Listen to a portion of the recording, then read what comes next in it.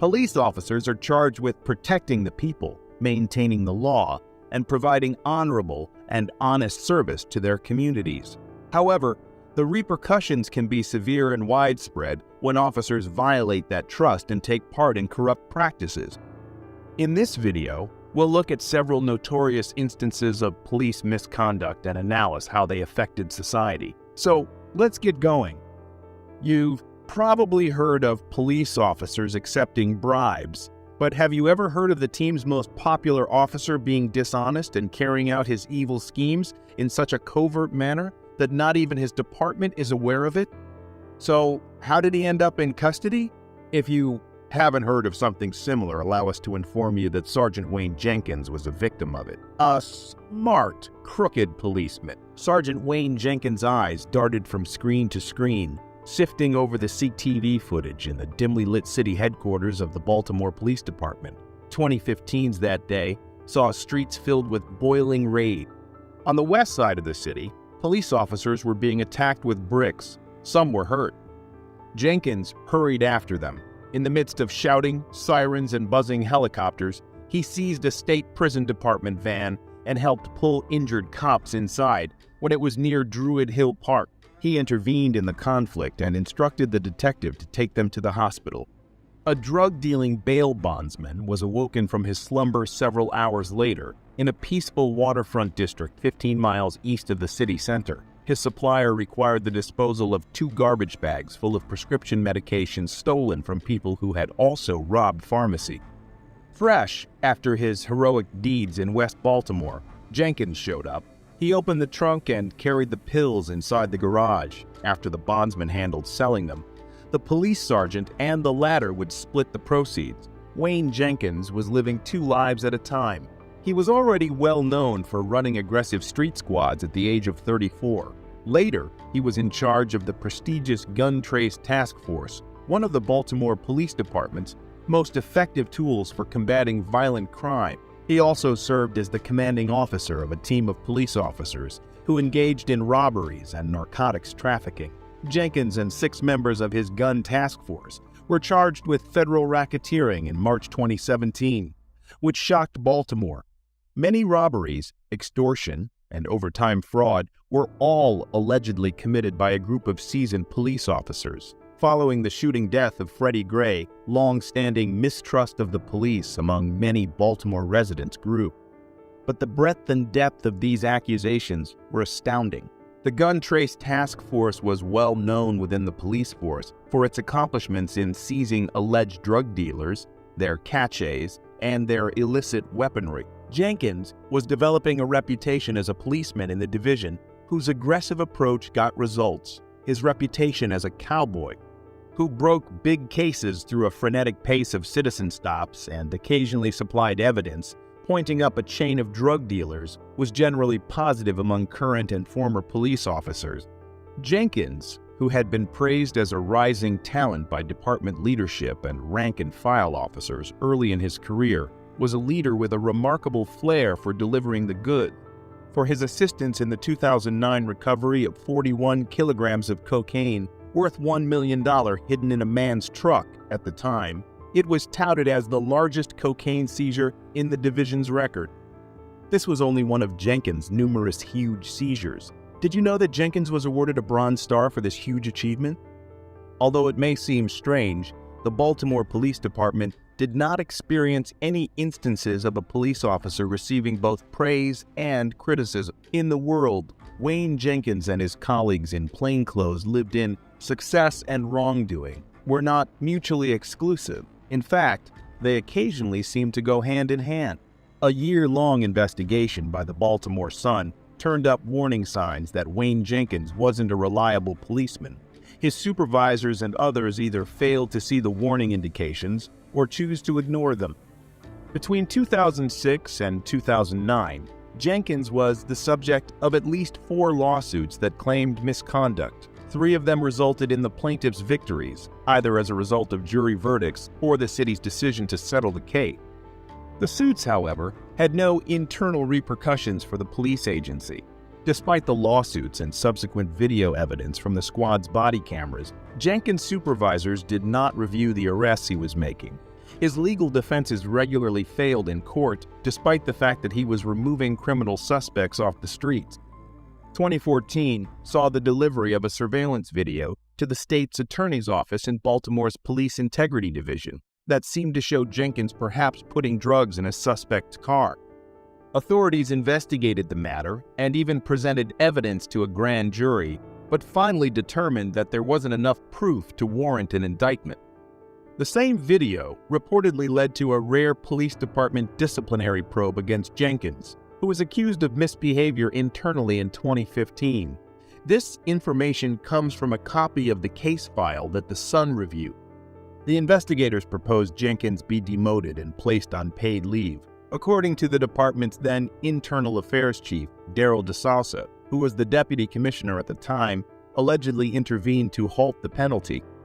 DeSouza denies remembering the encounter, despite having later served as a commissioner and currently being in jail on federal tax charges, before being named in 2016 to lead the Gun Trace Task Force, one of the most recognized plainclothes teams in the police. These allegations of misconduct were made while Jenkins was serving in a number of plainclothes units, a long time before he was appointed. It is hardly surprising that Jenkins' greatest crimes, drug trafficking and robberies, were able to flourish in Baltimore's tolerant plainclothes culture, even if they seem to have been kept secret. These devices regularly operated unattended.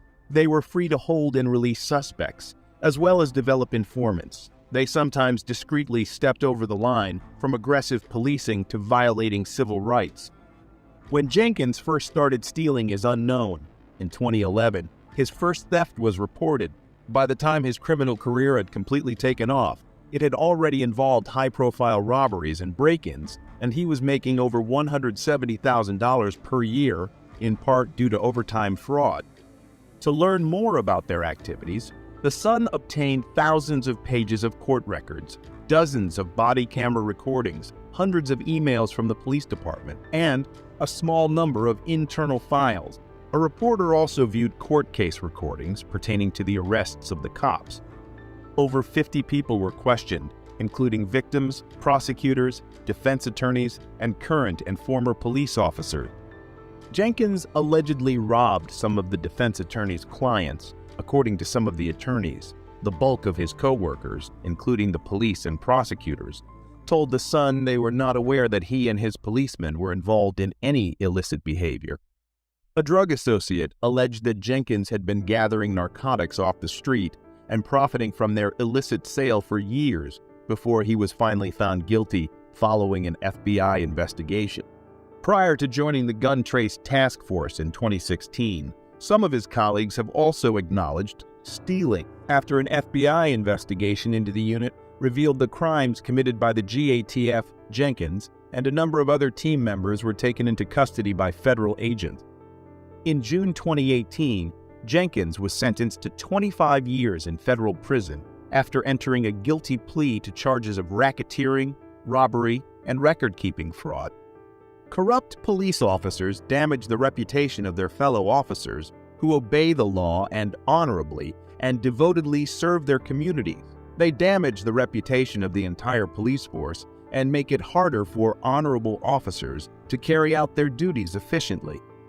The integrity of the judiciary and law enforcement is threatened by corruption, an immoral and unlawful practice. In addition to breaking the law, corrupt police officers damage the public's faith by taking bribes, covering up crimes, or employing excessive force. Furthermore, dishonest police officers can cause harm to innocent people by infringing on their civil rights, making false arrests, and acting abusively. This can result in erroneous convictions, the demise of the rule of law, and a loss of confidence on the part of the general people in the competence of the legal system to uphold their rights and interests. Public safety is compromised, and the rule of law is weakened by corrupt police officers. They undermine public trust in the police and foster an atmosphere of impunity where criminals feel free to act without consequence because they know that some police officers can be purchased or intimidated. What conclusions have you drawn from Jenkins' tale? Do you have any additional examples of dishonest police officers who were punished? If so, please tell us in the comments section. saying y'all can't sell. I don't want to be filmed, so I'm going to ask you to leave. Hours later.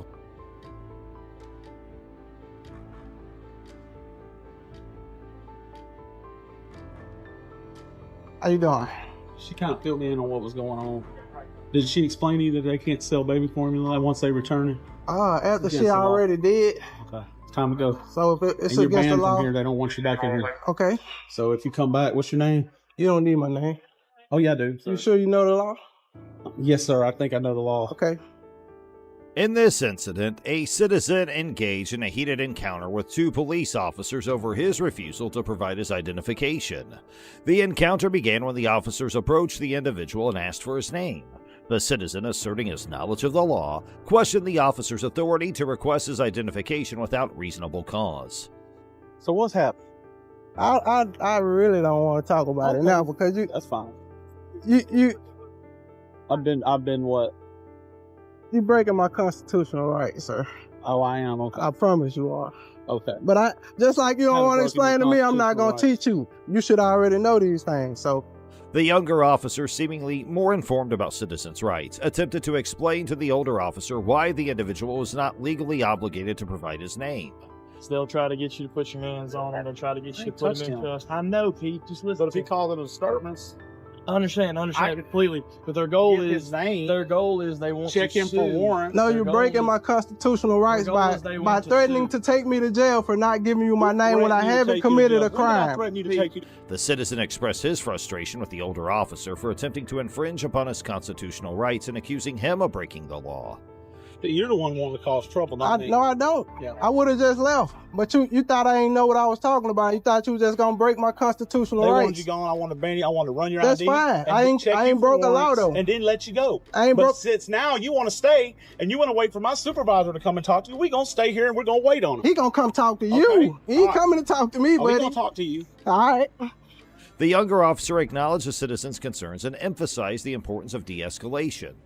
As the conversation unfolded, the older officer initially insisted that the citizen was being detained and would have to wait for a supervisor. However, once the younger officer clarified that the citizen was not required to show his ID, the older officer changed his stance and expressed a desire to leave.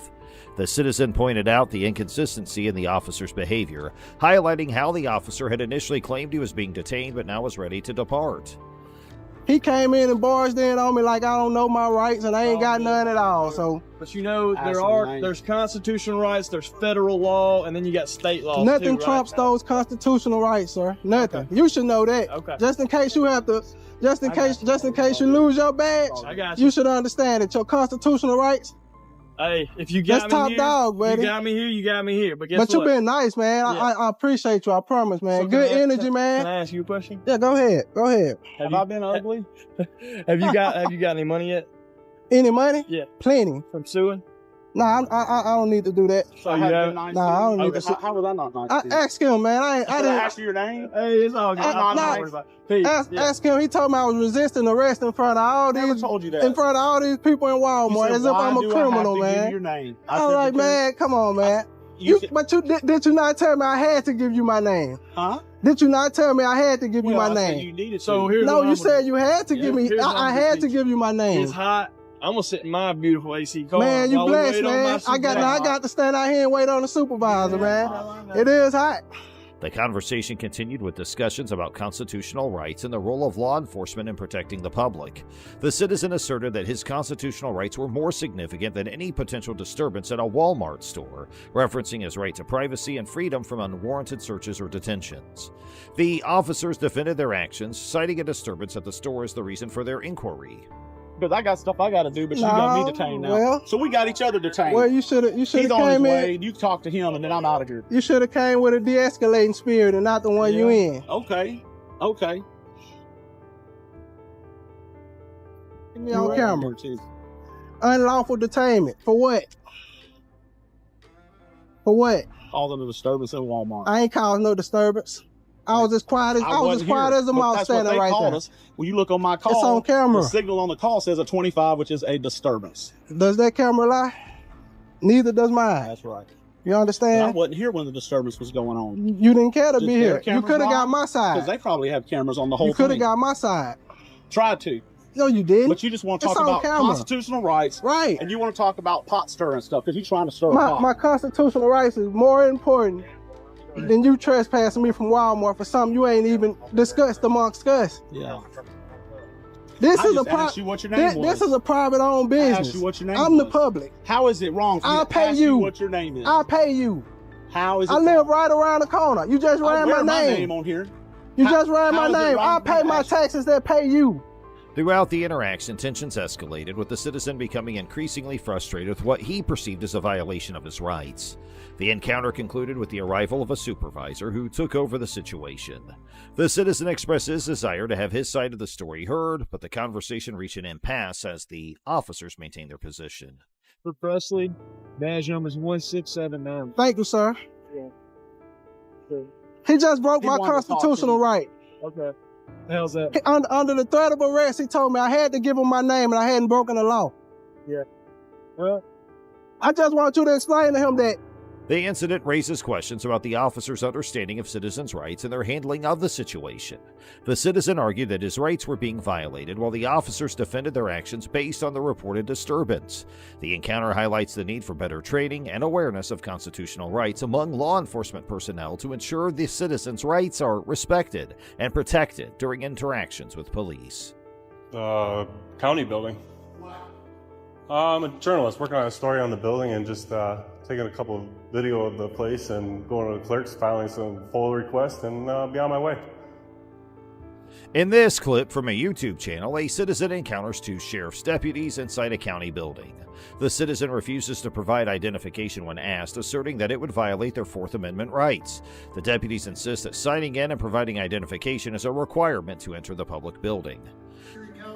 That's why I signed in as. I'm Erie County. No, thank you, sir. Yes, that's the rule. There's a violation of the Fourth Amendment to violate the Fourth Amendment. You have to sign in. You have to use your. I correct did name. sign in. Your last name is not Erie County. Then show me your ID. I'm here working as Erie County. If your last name is Erie County, then you could stay. Come on, No, let's go. I'm not leaving this. The citizen argues that he is being asked to sign in and show identification without reasonable suspicion of a crime, and that's a Fourth Amendment violation. Do We you don't want to? have time to do what Come you're on, Dan. doing. Let's No, go. no, I'm not Let's go. doing anything. Let's Do go. not Let's touch go. me. Do not touch me. They call for a supervisor to come and educate the deputies about the law. The encounter escalates as the citizen questions the deputies' knowledge of the Constitution and their understanding of civil rights. These guys are violating my First Amendment rights and Fourth Amendment rights. They're impeding my traffic. They're causing illegal detention.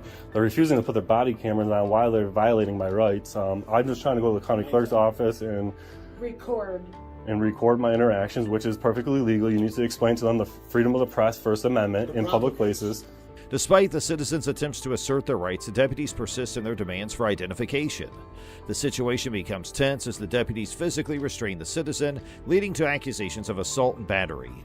The citizens remain steadfast, advocating for their freedom of the press and the right to document their experience in a public space. Get ready to do some paperwork. You're free to leave.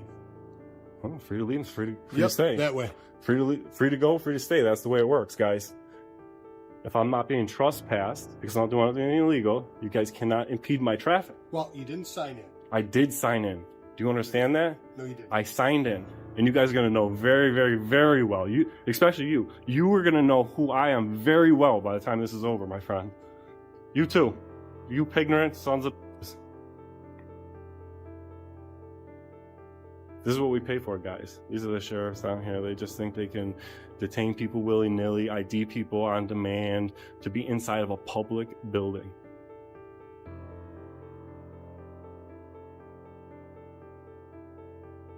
What, you one of these sovereign citizen types? No, I don't have a badge like that. Those are the sovereign citizens. They can violate people's rights and get away with it and have these big stupid smiles on their faces and shit. Yeah, those are the real sovereign. Look at her. She knows that's the sovereign citizenship. Look at that smile. She can't even hide it. That's real sovereign citizenship right there. Eventually, the sheriff arrives at the scene. The citizen expresses their concerns about the violation of their civil rights, including the deputy's demand for identification and the refusal of service at the county clerk's office. The sheriff defends the deputy's actions, stating that the situation is being addressed. How are you, sir? You're the sheriff of the county? I am. This deputy and that deputy is violating my civil rights. They are also put their hands on me and assaulted me or battered me unlawfully because they do not have a lawful command to tell me to turn my camera off in this public space. You know that as a sheriff. I'm here to document my experience, and these guys are stopping me, causing illegal detention on my rights. It doesn't look like you're being detained to me. All right, thank you. However, the citizen continues to argue that their rights have been violated. You are violating the First Amendment rights and refusing service down here. That's all I want to know. You say yes? Why don't we get a hold of the clerk's office and see if they want to see you? Do the clerks have a choice who they get to see and don't get to see? So, When did that law come into effect? They're down there talking to her right now. I understand, but why is this door locked, Sheriff? It's locked. Why?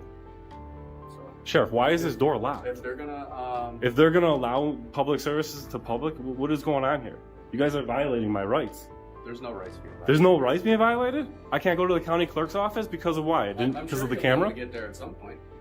When you educate your officers about my First and Fourth Amendment rights, they think they can get ID out of me to come into a public building. Do you agree with that, Sheriff? Sheriff, do you have to show ID to get into this public building? Do you have to show your driver's license? You have to write your name down. I did write my name down there, who I am. Throughout the clip, the deputies display a lack of knowledge about constitutional rights and demonstrate a dismissive attitude towards the citizens' concerns. The encounter sheds light on the need for better education and training within law enforcement regarding citizens' rights and the importance of respecting those rights during interactions. The clip concludes with the announcement that the sheriff involved is retired and the failure of the department in handling the situation was exposed in local news coverage. The citizens' resilience in standing up to harassment and bullying is commended, and the clip serves as a reminder of the significance of holding law enforcement accountable for their actions. In the incident, Anthony X, a knowledgeable individual, engaged in a confrontation with patrol officers who approached him while he was recording in a public area. Am I detained? You're detained for reasonable suspicion right now, okay? Of what crimes? Is that a misdemeanor or a felony? I believe it's a misdemeanor right now. Anthony X asserted his rights and cited California Penal Code 148G and the Tom Bain Civil Rights Act to emphasize that his filming activities were protected by law. The camera walking around, you have no right to detain me. Just so you know, if you interfere with my activity in any way, shape, or form, you will be in violation of California Penal Code 148.G and the Tom Bain California Act, which you can lose your qualified immunity. I will sue you personally. 152.2 subsection B. Okay. Think your words wisely. Once again, am I free to go? Am I free to go? He firmly stated that the officers had no right to detain him and warned them about potential legal consequences for interfering with his constitutional rights. After asserting his freedom to go, the officers acknowledged that he was not being detained. It's public. I've never been trespassed from this area. Stay off the secured. I've never been in the secured area. Stay off the secured airport property. All right, do me a favor, and I'm open to a cordial conversation. Since I'm not detained at this moment, I have no problem. You're free to go. At this point, no, I'm just curious. Nope. So, There's no detention. okay, so I'd like the incident number, please. I will be doing a FOIA request on all information and body cam. Anthony X requested the incident number and expressed his intention to submit a Freedom of Information Act request for all relevant information and body camera footage. The incident highlighted the importance of citizens' awareness of their rights and holding law enforcement accountable for respecting those rights. Sorry? That's not the way this goes. Who are you? I'm Sergeant Barry Antis, Fort Wayne Police Department. How are you? Good. What's your name? I didn't give it. I know. I want to know what your name is. I don't care what you want. Well, that's not the policy. The Secret Service. I don't care. Then why don't they come out here and talk to me? They will in a moment. Okay, go ahead. Am I being detained?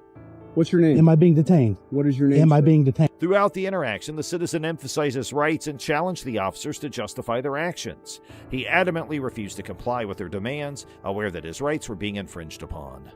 The citizen recognized the importance of knowledge about local laws and confidently navigated the situation using legal citations to support his arguments. Nope. All right, stop. No. Am I being detained? Yes, you are being detained. Am I being detained? Identify who you are. That's not the way this goes. Well, I don't care what you think. Okay. Excuse me, sir. Excuse me. I'm not. Sir, no. The Secret Service has I don't care. To identify I don't care what they want. Okay. That's not the way this goes. I understand that. Show me the law. The incident shed light on the issue surrounding law enforcement officers' reliance on ID requests without reasonable cause. The citizen demonstrated the significance of understanding one's rights and the laws governing such encounters. By standing his ground and refusing to provide identification when it was not required by law, he effectively challenged the officer's authority and highlighted their lack of legal justification. This citizen's actions underscore the importance of citizens being informed about their rights and the laws governing law enforcement encounters. His knowledge and assertiveness in the face of an overzealous response from the officers served as a powerful reminder of the need for accountability and adherence to proper protocols and law enforcement practices.